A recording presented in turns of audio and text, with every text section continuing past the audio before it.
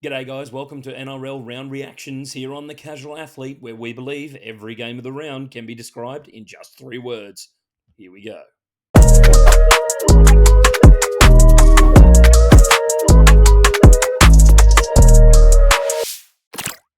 Knights versus Dolphins. Ponga is him.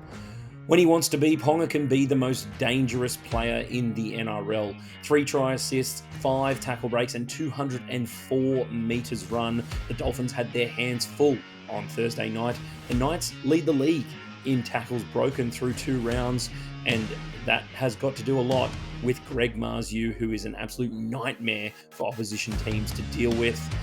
They don't have a dominant half at the moment, but do they need one? Only time will tell. Warriors versus Sea Eagles. Back to earth.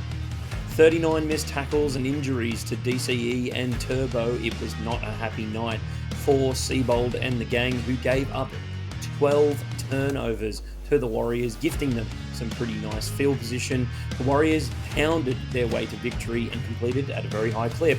And Luke Metcalf with a try and 2 try assists. I like this Metcalf. I want him to be the one that sticks around. Panthers versus Roosters, crash and burn. 2022 days it has been since the Roosters claimed a victory over the Penrith Panthers. And through 2 weeks, the Panthers actually sit 3rd on the competition ladder as far as missed tackles are concerned. Very un-Penrith-like. But they still had a chance to win it in this game, and Dylan Edwards also went off with an injury, so he could be out for 2 to 3 weeks. And coming up against a fresh Storm side next week, it'll be very interesting to see how they shape up in that one. Trent Robinson's men weren't perfect in this game, but they definitely iced more opportunities than their opponents, and they can put this awful streak to bed. Dragons versus Rabbitohs, forget about Dodd. 650 kick metres and a drop goal to ice the game, and they are already making plans to get him a statue at Redfern. Jamie Humphreys is a cool, calm and collected killer, the likes of which we have never seen before. Cody Walker at 35 just isn't good enough to carry this team solo anymore, and with this kid hanging around, it could definitely be the way forward for the Rabbitohs. And to my boy Christian Tuipulotu, stop trying to make it rain, start making it rain wins, and then we'll talk. Cowboys versus Sharks, soft as pillows. The Cowboys through 2 rounds are the most penalised team in the competition. And why? Because they cannot stop teams when they get a roll on. Sam McIntyre was the only middle forward in our rotation the other night to get over 100 metres, and that's simply not good enough. The Sharks played with us like a killer whale, toying with its food.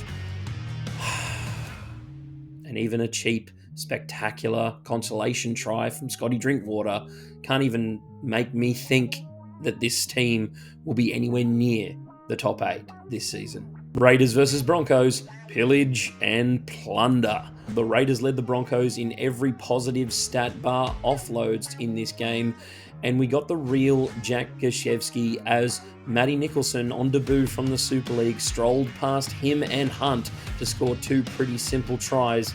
And just on Ben Hunt, him and Adam Reynolds have mountains of experience between them, 650 games of NRL or rep level behind them, but they have always lacked a little bit in the tackling department, and that is an area that Jack Gashevsky and Ricky are definitely going to have to improve, as it's like they are going to be defending for 2 out there each and every week. Eels versus Tigers, Knights regretting yet? Correct me if I'm wrong, but I think Jason Riles has possibly had the worst start to an NRL coaching career of all time. I can't, from recent memory, pretend to know if someone has had a worse start.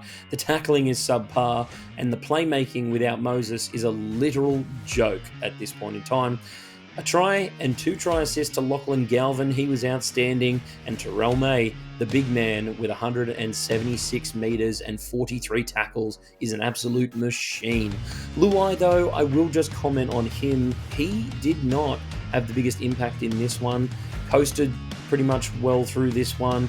That might come back to bite him in a couple of, let's say, more competitive fixtures in the future. Dogs versus Titans, off the leash. Burton and kick-out injuries couldn't stop this Doggies train from kicking it right into 5th gear. They look like a very good football team right now. They look sleek in attack, and the line speed is possibly the best in the competition. They dispensed with what I believe to be 2 top 8 fringe teams in the Dragons and the Titans.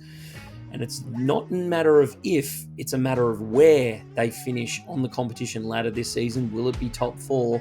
We'll have to wait and see. The Titans need to stop playing games and start David Fifita. He's a massive focal point for other teams to defend against, and I just don't think Cleese Haas gives that same kind of fear factor. So that's it for today's video, guys. If you liked it, please make sure that you like and comment down below, and subscribe to the channel if you don't want to miss out on any of our latest content, and I'll catch you on the next one.